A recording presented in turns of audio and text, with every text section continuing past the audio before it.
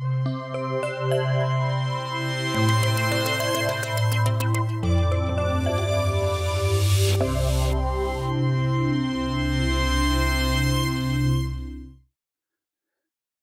to Mind the Shift. I am Anders Bolling, your host. In this episode, we're going to talk about natural disasters, big disasters, different kinds of disasters, and different ways of looking at disasters. My guest today is Debby Guha-Sapir, the director of CRED, the Center for Research on the Epidemiology of Disasters, and the founder of the Emergency Events Database, EM-DAT, trained in Calcutta University in India, Johns Hopkins University in the United States, and the University of Louvain in Belgium. She has a PhD in epidemiology. Debby is also involved in field research and training in humanitarian aid issues in regions like China, Sudan, Mozambique, Ethiopia, Cambodia, Somalia, and Central America. Welcome to the show. Thank you. Thank you, Anders. Wow, it really sounds like you're a true global citizen. And I understand you just came back from a week off in France. Now, how was that? Well, yes, it's a lot better than living in Brussels. But it went off really well, really well. The weather was wonderful and Burgundy was really beautiful. So everything went well, yeah. Some good wine there, I guess. Good wine, good weather, good views. Yeah, the whole lot. Sounds nice. This is the place you normally go to when you have some time off, or?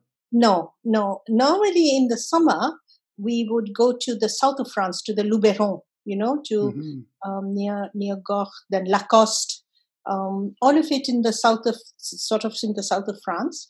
But this time we didn't want to go too far. We didn't want to stay in hotels on the way. So we are avoiding overnighting in hotels. Okay. So this was Burgundy from Brussels is about a 4 or 5 hour ride. So you could make it all in one day, and we have a rented villa that we have. So it's our own. We don't have to go to public places too much.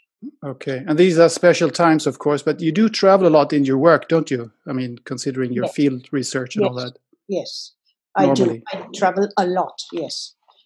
I like to go to the field in general because I feel that helps with my credibility of being able to interpret my research results. So it's not just a theoretical thing that I get data and I crunch it around sitting in Brussels drinking, Belgian beer. No, I'm out there in the field, and it also helps me to understand how things actually happen in real life.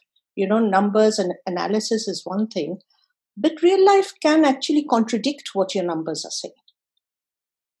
That sounds wise. Yes, I understand why you have to visit places to get a foundation of what you're researching. So you are actually, as I mentioned here, you are the founder of the world's, as in my view, the world's best and most reliable database on natural disasters. And but at the core, you are an epidemiologist. So I was thinking we might just begin with what is on everybody's mind these days. So what do you have to say about the ongoing pandemic and how it is handled? Right, the pandemic, yes. I mean, we get a lot of questions. The database, as you rightly said, much of its glory is because it is a unique database that captures all natural disasters. I don't want to say many wonderful things about the quality of the data, but the fact is that it is the only database in the world that captures all the natural disasters, of which we have a category called biological disasters. And in biological disasters, we have different kinds of events like, as varied as locust infestations. That there are huge problems with locusts in Sahel Africa, which can come and completely destroy crops. So that would be a biological infestation disaster. We have epidemics. So, epidemics, which are outbreaks of diseases, but which are usually in a confined space. So you have an epidemic in a town or a part of town, some villages, and then you have pandemics, which is what we are facing right now. This is an unusual situation, and it's an unusual situation in many ways, and everybody knows it by now. This tremendous expansion across countries is something that we have not seen very much before, but is something that we are likely to see again. And again, why do I say that? Because you see, even if you look at the Spanish flu or even the Black Plague, in the 15th century and 16th century, most of this was linked to the transmission of the disease was linked to travel. So people going from one place to the other. And what has happened, I think, today is that travel has become so ubiquitous and so intense and so severe that any outbreak of a disease which is highly transmissible, like COVID, is likely to spread around the world. And that is essentially the globalization of disease. And we have to be prepared for that. There is no more saying that the disease is in Africa. We don't care. It's happening somewhere else. It's happening to those people, in Africans or Asians or whatever. It's going to happen here if you don't control it there. Yeah. Some people say that this entails the end of this global traveling that you were talking about, the ubiquitous traveling. But you don't believe that. End of global traveling. That's going to be really hard, Yeah. The trade-off between the world economy, which is quite dependent on travel, and the disease spread is going to be a hard one. That said, I think, but this is just, what I travel a lot. I would make maybe 6 or 8 international long hauls and maybe, few dozens of short haul flights a year. Now, I travel a lot, but I'm still not the largest customer of airlines. The largest customer of airlines are the business community, right? The business community, I know people who go to China twice a month from Europe in private sector. So the private sector is the huge consumer of airline travel.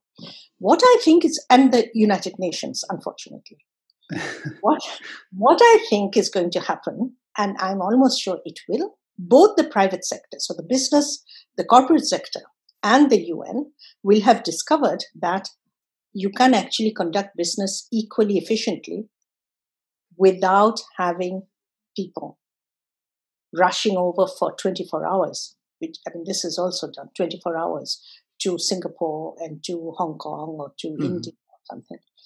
They're going to realize that.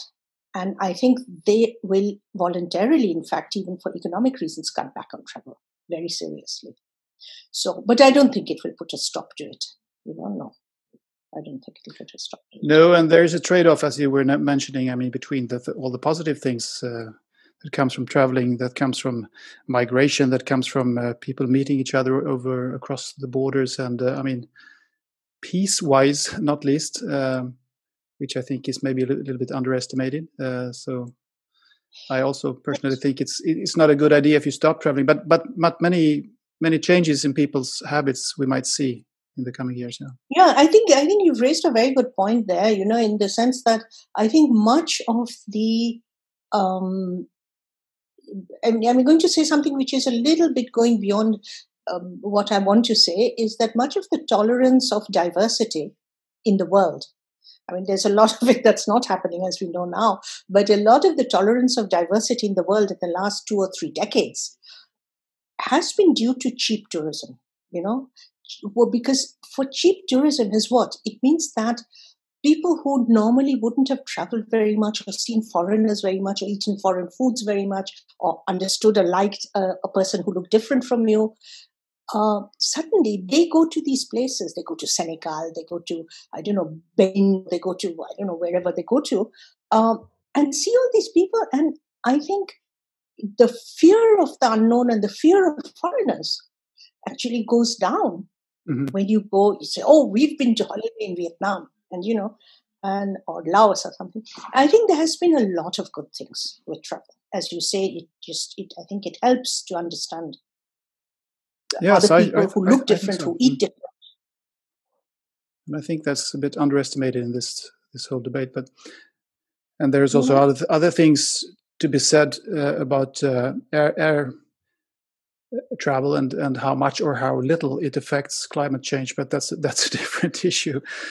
But going back to COVID-19, how do you think? Have you been surprised about the extreme reactions that we have seen towards this pandemic? I mean, we have had viruses before, we've had pandemics before, and diseases, not least in the so-called third world countries, and but all of a sudden, almost every country just decided to lock down their societies completely because of this virus. That is, of course, a bad thing, but it's not the end of the world. What's your take on that?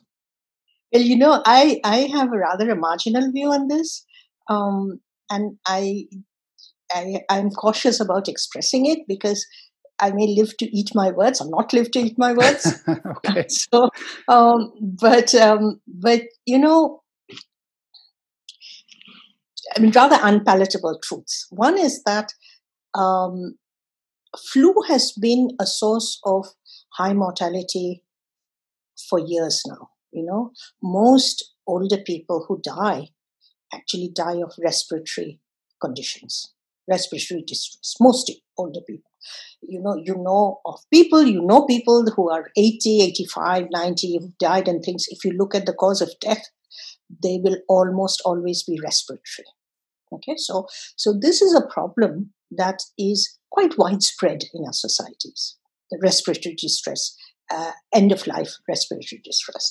Second fact is that about 90%, I was just looking at the data this morning, about 90% of the people who've died, I don't know whether it's Belgium or worldwide. Worldwide, it can't be worldwide. We don't have the data for it. But at least in Belgium, 90%, and I think it's same for all European countries, 90% of the deaths that occur among people over 65. Yeah. And most of those occur over people over 80, and almost a huge number occur over 90. Okay, so that means what? That means that countries with a very aged populations are going to suffer more from this. Okay, you have to die of something at the end of your life, and this is it. So countries which are younger, like Africa, where up to 40% of the people can be younger than 18, huge young people, you didn't get some symptoms and they will not be so ill. So to me, I think one has to be more careful about this draconian measures that we take against this disease, of these violent lockdowns. And, violent, by violent, I mean, without any flexibility.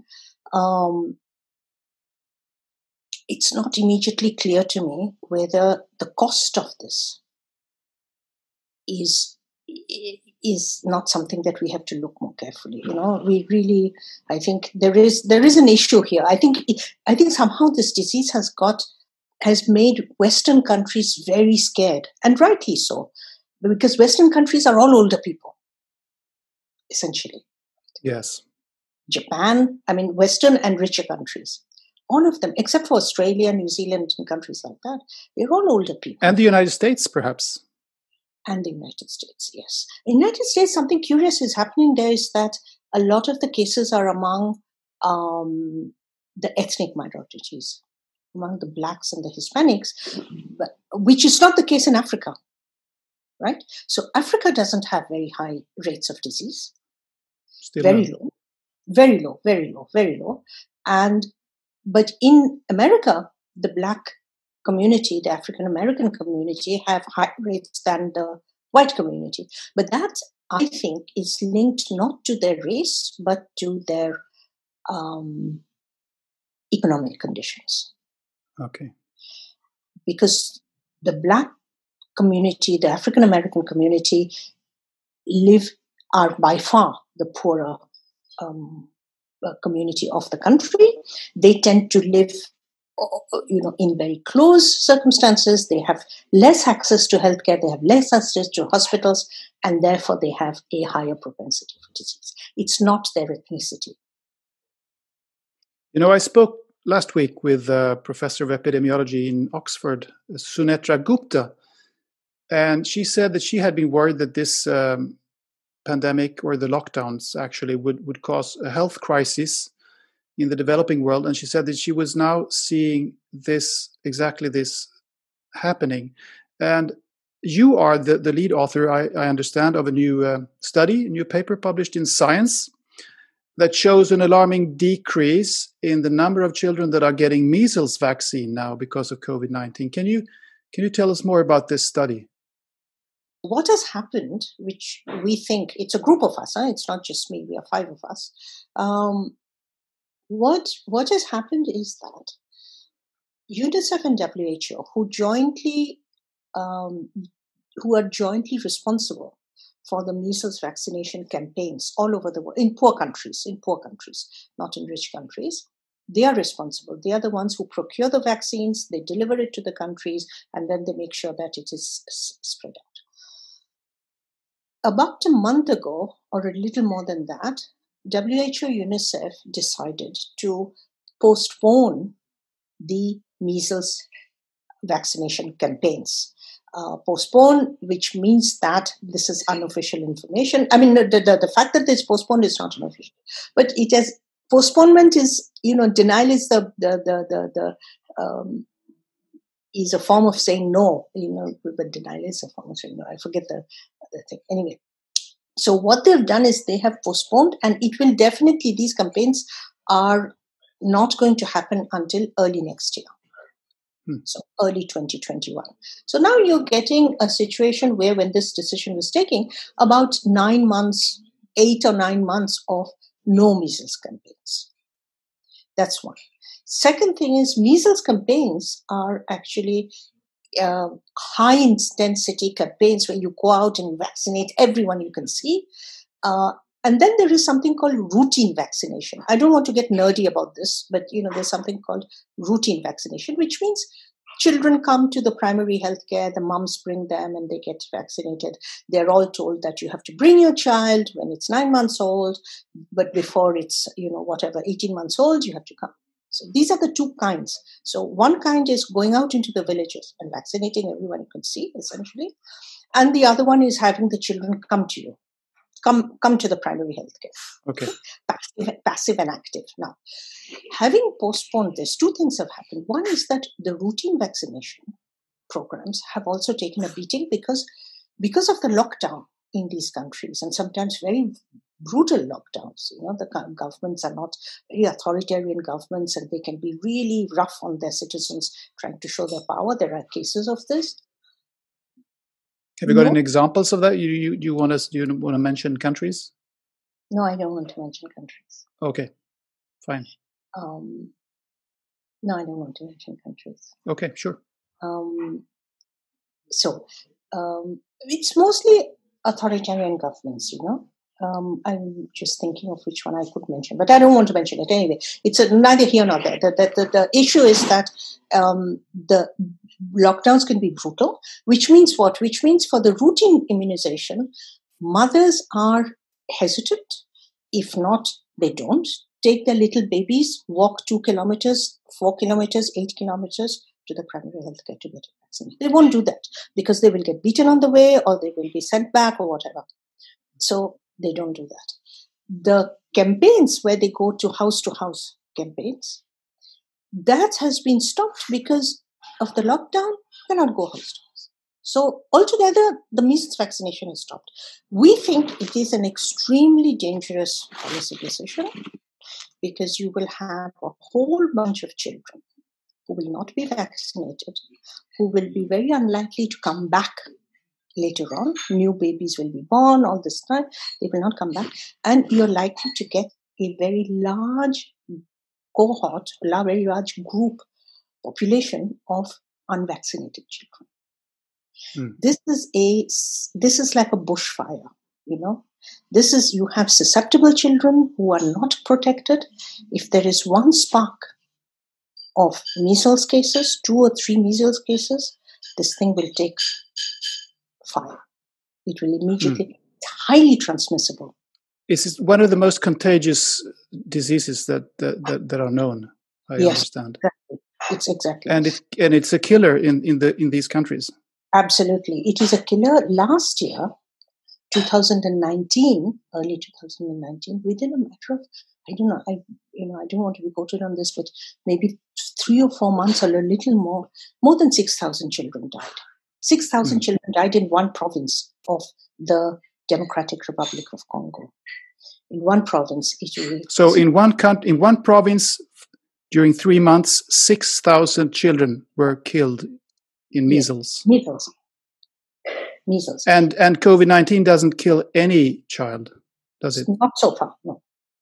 Not so far. So I don't know, when you're desperately poor, you're making a trade-off between saying, well, maybe my child will die of COVID. And so far, children don't die of COVID. We all know that. Right? Very few children die of COVID. Very few children die of COVID. So you have a situation where you have a mother who has 3 small children. And what is the trade-off? Trade-off is maybe the children are going to get COVID and not die. Or maybe they're going to get measles, which is much more likely and a certainty, and then they will die. So to me, I mean, I would even say that it's a no-brainer, really. You don't. Sounds like a no-brainer. Yeah. The United Nations should be talking about this and telling this to the world that this can't happen. We can't stop vaccinating against measles just because of this coronavirus. It seems crazy to me. Yes, it's a rash decision. That is what it is. I'm sure that it is well-meaning and it's well-intentioned, and and there is a much higher pressure from COVID-19 lockdown is necessary. Much higher pressure on that than the pressure, a much weaker pressure, saying that, hey, we need to carry on with our measles. Why is that? What's your explanation for that? Andres, I don't know. I don't know what it is. Is it the political pressure from outside, from the outside world, from the rich countries, from the United Nations organizations, or from? Or do these leaders you were mentioning, these authoritarian leaders, are they simply want to show that they're mighty and powerful or something? Yes. I think, now you're going to say that I'm being paranoid, but I think COVID is a great source of fear and danger to the Western countries because they have aging populations and the mass of the infections are occurring there. That is where it's happening. So this is a source of great fear. This is like, actually, the AIDS reminds me of that also, HIV/AIDS. So once it touches the Western world, I'm simplifying it a bit, but once it touches the Western world, the richer countries, the older people, then that becomes the top priority, right? And small malnourished African children, honestly, not so prioritized. Maybe less. So what is possible is that everybody is so scared of COVID right now. They have pressured, I think, maybe WHO, UNICEF, which are funded by Western countries. UNICEF is very heavily funded by Western countries, voluntary funding. They may feel under pressure to do everything to deal with COVID. Measles we'll see afterwards. I don't know. It's just conjecture. It sounds a bit crazy, but it's very interesting and it's fascinating. I'm sure there are some explanations, and this will be more studied. You can rest assured that there will be more studies on these effects. I understand. Don't you think? They will. In the years to come. Yes, they will. I mean, as I said, we are a group of 5 authors in this, and all 5 of us were sufficiently moved. I mean, we are people who work together, but not on this. And everybody here thought very strongly about this. And I'm sure it will be something that will come back up to the surface. That you have to find a balance. I'm not saying you have to, not do something about COVID. Absolutely you have. But you have to find a balance. You can't have like a pendulum that, everything goes to on the left side and we forget about the right side. Yeah, sounds like a wise conclusion there. So this is really interesting. I would like to continue to the big database that you founded here. And I mean, this is part of that. Of course, also pandemics are part of the natural disasters that you're covering. And pandemics are, of course, one of the most serious natural disasters that we can have, because they can affect all of us at once. But then there are so many other natural disasters that are more common. I mean, on a yearly basis, you have floods, you have droughts, you have wildfires. What else? You have storms. So these are occurring all the time, and EM-DAT covers these very, very well. And I think we should explain to the audience also that this database, you can delve deeper into this, please. But let me just say it briefly, that it's about reporting, or it covers the reported disasters, disasters that are being reported, which means that the more information there is, the more informed people are, the more mass communication there is in the world, the more likely it is that people report disasters. Am I correct there? And this has also, this has historical bearing. If you can just explain a little bit more how it works, how you gather your information. Yes. So the database itself starts, we have data from 1900 onwards, right? So right from the beginning of last century, we have, and as you can expect, any database like this is subject to reporting errors. Yeah, you mentioned it very clearly, subject to reporting errors. So you can always hold any database, almost any database, to question, especially global ones, saying that, what about events that you're missing? Okay, so what about the events? Yes. This is what you're saying. So we have from 1900 onwards. And what do we see if we look at our data from 1900 onwards to today? Because our database collects data on natural disasters through using a definition. That's another important concept. We use a specific definition which allows comparison between one disaster and another, because we have something called an inclusion criteria. So an event is added to our database if it meets a certain criteria. Every disaster must meet that criteria, those criteria, with 4 criteria. And therefore, what happens is that any disaster is comparable to another one because both of them have met the same criteria. It's like a medical experiment. You enter a patient if that patient meets, X number of criteria, and so the patients can be compared. Kind of a triage. Yes. You exactly. You remove some, you don't include some, you exclude some, those ones which don't meet your criteria, but what you have at the end are comparable across time and across space. So that's an important concept. Now, when you look at the data from 1900 onwards, what you see is a very great increase in the number of disasters, and that is often used by many people, including Al Gore, if you remember who Al Gore is. Yes, I was going to ask about not Al Gore specifically, but generally. Yes, I understand what you're saying. So, including by Al Gore, but very often people use our data, to show that how natural disasters are increasing in the world. Now, that is has a big statistical problem, which we know and everybody else should know, is that as time has gone on, reporting has become much easier, as you mentioned, and as reporting becomes better, the number of events that enter our database increases. Not that it didn't happen before, it's just that it didn't get reported. Now, what does this imply? What it implies is that since about 1980s, and we have found we have the same, we have confirmatory information from Munich Reinsurance, which is one of the biggest insurance companies in the world, with whom we work a lot. And they report economic losses from disasters. Is that? They do. They report economic losses, and they report also, like us, all the disaster events. their, if you like, weakness or strength is, depending on how you're looking at it, is that they give much more importance to countries or disasters which have a high insurance penetration. They are not interested in losses that are not insured. That's not their clients. They insure insurance companies, and insurance companies are only interested in what they have insured. If they haven't insured, they don't care.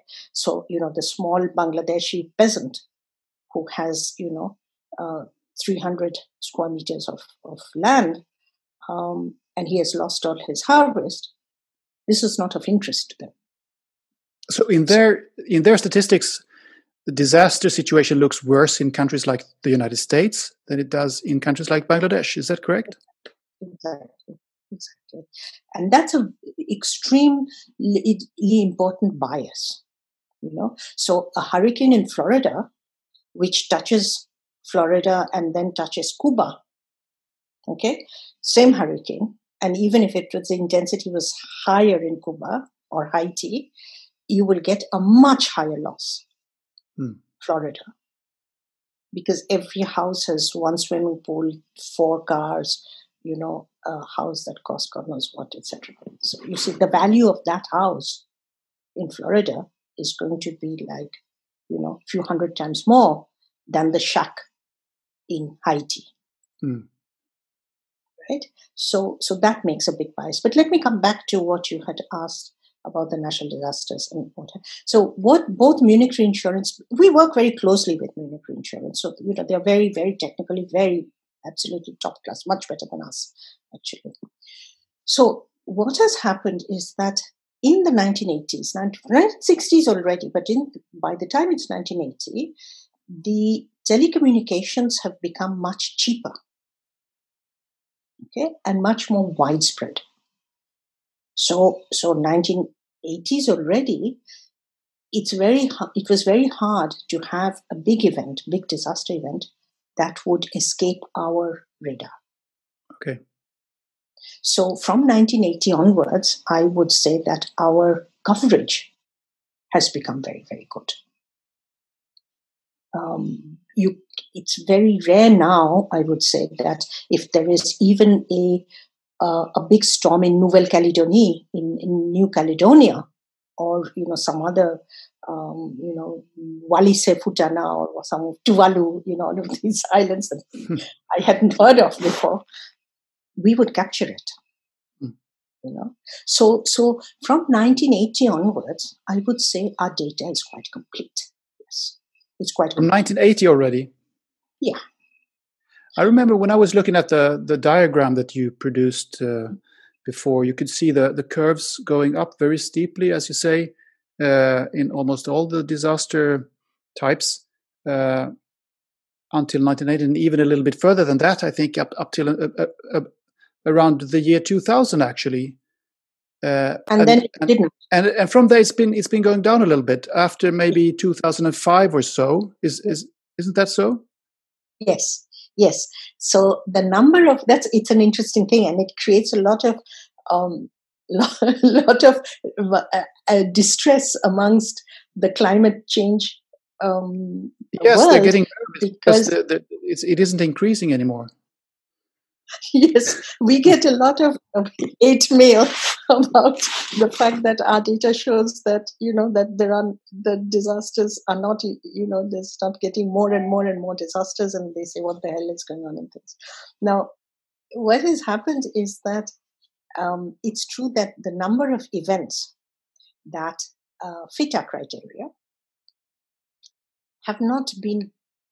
It's not gone down, but it's not gone up either in any substantive way. But what is quite interesting is that if you split up the disasters into geophysical and climatological, okay, so geophysical meaning volcanic eruptions, tsunamis, earthquakes, dry landslides, some of them, which has nothing to do with climate change, of course. Has nothing to do with the climate. If you take those apart and you take the climate related ones, storms, droughts, floods, and so on and so forth, if you take that, the climate-related ones are increasing. That's one. Not a lot, but they are increasing. Second thing, which I think is the most important message, is that even though the events are not increasing, the severity of the events are increasing. So you have the same number of events, but each event is having a much higher impact, human impact. So more people are being affected, more people are driven out of their homes, more people are dying. Well, when you're talking about dying from these kinds of disasters, when I've looked at the data, I've seen an extreme decline in the number of people that have died. And the last decade is the less lethal of all decades if you go back to 1900. And it's, I mean, people died in the millions in floods in the 30s and 40s and 50s even. They don't do that now. So it's a bit odd. Why am I saying this? Why are you saying this? I haven't seen that in the statistics. No, you're right. You're right. The number of dead, I think the number of affected is not going down, but the number of dead. You're right. You're absolutely right. What I think I would like to clarify here is that I think the picture is different. And right now, I'm not able to give you precise statistics because I don't have it under my hand. If you look at the whole picture, you are losing a lot of the refinements which is available if you split the data up. So in other words, what I'm saying is that there is a difference in looking at the aggregate picture, and if you look at by region and by disaster type. And I would go even so far to say, again, I don't have the statistics available, that for some areas of the world, the floods, in Latin America, for example, if you look at the number of people who die per event, so you're now standardizing by event, not taking the whole thing like this. If you look at the number of people who die per event, you will see a slightly different, more refined differentiation. You will see that certain kinds of floods are actually having a higher death rate, like flash floods. You're getting more flash floods, and flash floods tend to bring with them more deaths. So what I'm trying to say is that I think the time has come that EM-DAT, looking at EM-DAT as a whole aggregated global thing, we have to put that aside. We've done it for the last 20 years. Now we have to go drill down a little deeper and try to see, how floods or how storms are affecting by storm, by country, and if possible, even by subregions of a country. So whether or not a storm which crashes right through Bangladesh, Myanmar, and goes into Laos, whether certain parts of the country is affected worse than other parts of the country for the same strength. All I'm trying to say is that, to put it short, briefly, is that the vulnerability of human populations may be linked to their socioeconomic condition if you hold the disaster constant. So if it's the same disaster, if it's the same drought, if you're poorer, you're likely to be much more affected. And that is what we have to show. Well, to me, it seems obvious that the fact that there were so many more people dying from floods and droughts 50, 60, 70 years ago than there is today is that the population of the world has become less poor and we are more affluent as a general rule. And then there are exceptions, of course. But I mean, countries like Bangladesh, for instance, you mentioned, even that country has increased its wealth, and they have built warning systems, and they have built better buildings, and they have built shelters and what do you call it when you build when you try to shield the coastline from storms? Embankments, yes, things like that. So, which means that the same, a hurricane today or a cyclone today with the same strength as a cyclone in 1971 wouldn't kill at all as many people as before. So, I mean, You're that is to me absolutely right. very. Mm. It is a very positive. I think it does show that we have come a long way. Warning meteorological sciences is fantastic. They can warn, really, really very early and very accurately now. Incredible. I'm full of admiration for that discipline. Admiration, really. They can tell you. The only thing is sometimes, as we have seen in Cyclone Nargis, which was 80,000 people killed in Myanmar, 2008, I think. Yes, and that was interesting because there was another one in Bangladesh not so many years before or after that, and then it was really different because you can see the difference in wealth between Burma or Myanmar and Bangladesh. Yes. In the number of deaths. But also in Myanmar, what happened? You see, that's why we are talking of early warning systems and how good they are and how meteorological predictions are so good. But you see, you can predict, but if the government doesn't have the response mechanisms on the ground, if they don't give the radio signals, if they don't have cyclone shelters, if they don't give, then you can have an early warning, but nothing's going to happen. And Myanmar, that's what happened. The government did not sort of transfer. But to come back to your positive message, and I think I would like to endorse that and be, in agreement with this, is that there has been a lot of improvement in disaster preparedness. What is happening now, I think, is the impact of natural disasters is concentrating in some areas. And that is what we have to focus on. We have to be able to say that in general, the country is doing really well, and it has a lot less people are being killed. Everything is looking, but there are certain persistent areas or vulnerable people, and we have to be able to find those guys. Yeah. Well, I guess there's a difference between saying that, we are doing better and fewer people are killed, but we are still not satisfied because there are so many bad things going on and there are still disasters that are killing people. So we have to do more. Yes. Two thoughts at the same time, so to speak. But many of these people who fearmonger, maybe you could call it, they tend to want to tell you that everything is getting worse, and the number of weather disasters is increasing. I want to. This is a little bit strange because you were talking about your own data, and I have a different picture in my head of your data because I was looking at these numbers many times during the last several years, and I've written a couple of articles about it, and I actually pinpointed the actual weather-related disasters. I took away the geophysical ones like earthquakes and volcano eruptions, and I still, when I did that, even when I had done that, I could see that there was a slight decline, at least as from 2005 onwards. Mm-hmm. It was not very, very steep, but there was a slight decline. At any rate, there was no increase. And when I spoke to you a couple of years ago, I had this specific question about a piece in The Lancet. Nick Watts, I think, was the lead author of this report. They used EM-DAT data to claim that at that point that extreme weather events had gone up by 46% in the 2 decades up to 2016. And this was repeated in leading news media.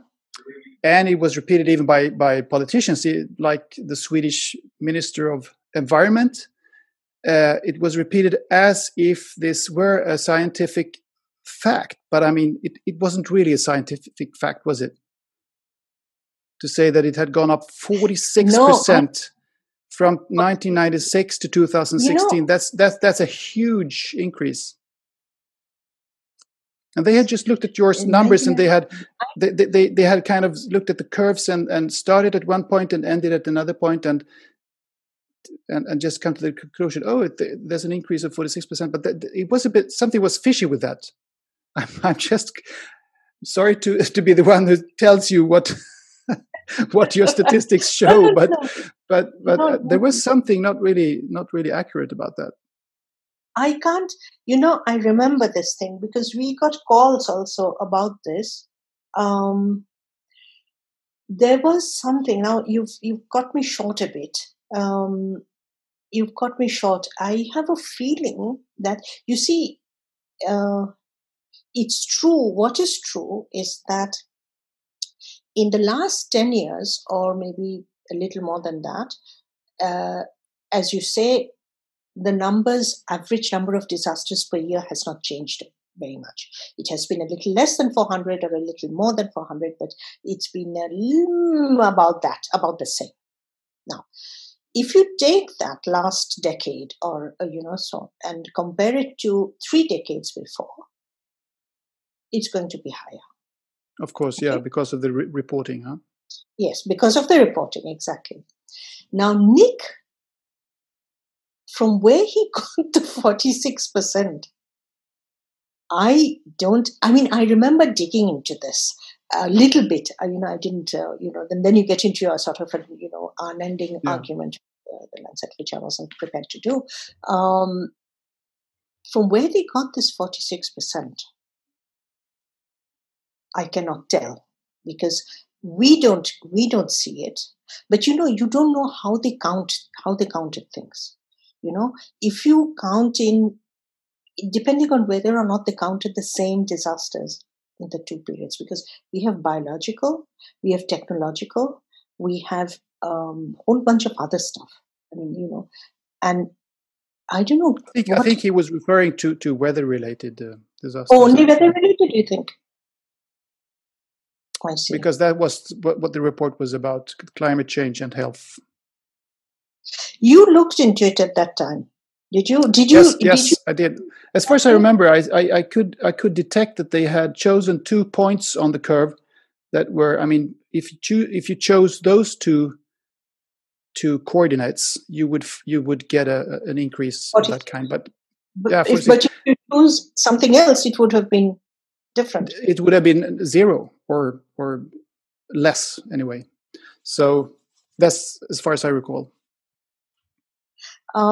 I still, okay, apart from, I cannot give you a exact answer of how he calculated, and also, as you rightly say, if you move it's a very unstable way of doing it, because if you move those points around, your answer is completely different. And so there is no robustness in that kind of comparison. But be that as it may, it's also true that even today, Anders, we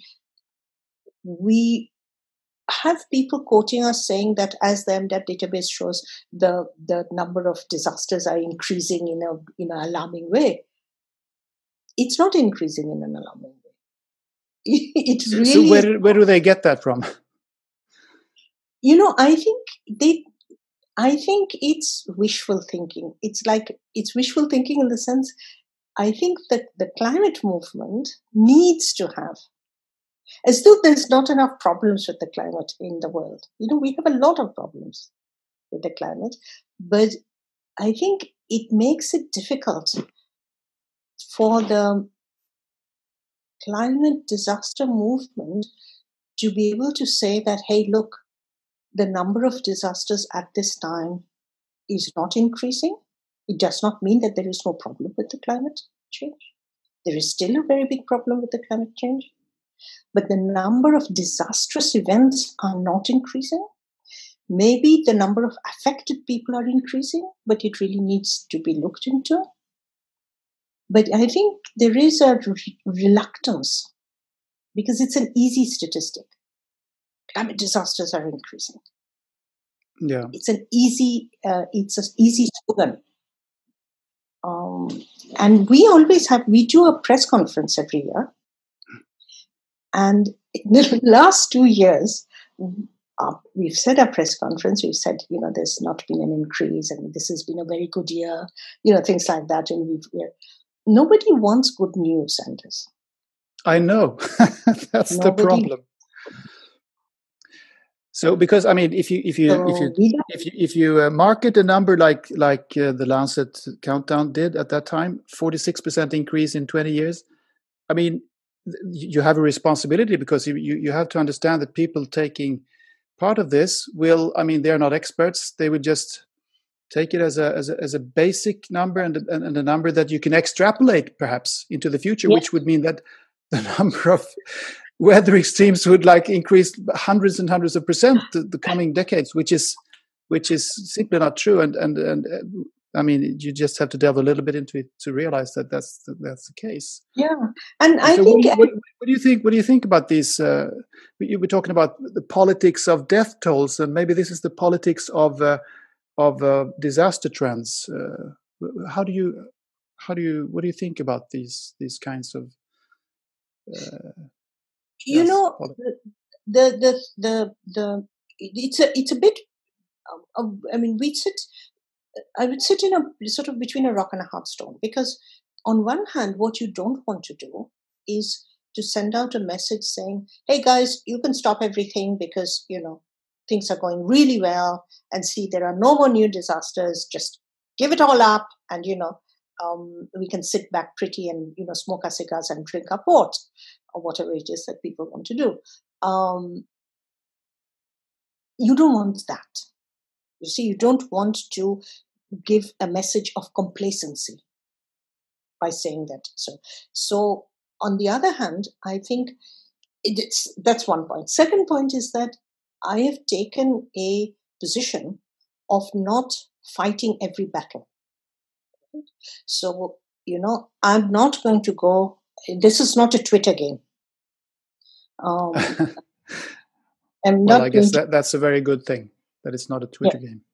No, it's not a Twitter game. And I'm not going to go into that kind of thing. And we put our data up, and it's open data, it's public, people can do what they like. I mean, I've had people in my own team come and say, "Have you seen what they've said?" And, I'm like, well, people can say what they like. We cannot go into and fight every battle. So I think for us, the message, we are now preparing the press conference for the next year, and we are also preparing something for the World Disaster Day with the UN DRR, Disaster Risk Reduction, what used to be ISDR. What we have to do, I think, what we are trying to do is that the global policy and regional policy must now be much more serious in trying to identify what we call in epidemiology high-risk groups.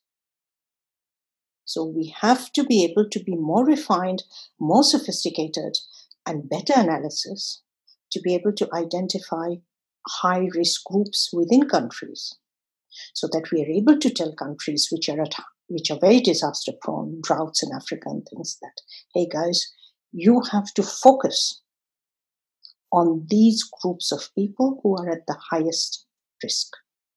This is what. But to say sort of, things all over the world, this, that, and I think that we have to move out of. And I would like to say something here. You can decide whether you want to put it up. In the same direction, what we have started now is we have started a collaboration between CRED, us, EM-DAT, a center, a Max Planck Institute, the Max Planck in Germany. Yes, sure. It's a very, very good. They have one called biogeochemistry. These are highly specialized environment, satellite, and ecological data guys. They monitor Earth's surface and things like that. Those guys, us, and a third group from Netherlands, from Nijmegen, who's a socioeconomics, who have very high resolution data on poor countries. High resolution data in the sense they have district level data of poverty, education, women's rights, etc. We are bringing all this together. Our data, which we are now geo-referenced, the Max Planck guys and the Dutch guys, we are bringing it all together to be able to identify very, very refined way the exact areas in a country where the disaster is having the greatest impact. So great. We're trying to do something which is much more focused. Well, Debbie, I can understand that you don't want to end up in between a rock and a hard place. Doesn't sound very nice place to be. So this that you are describing now is truly commendable, of course. And I wish you all the best with that work. which is really important. And this database that you initiated is so good and so important. And hopefully your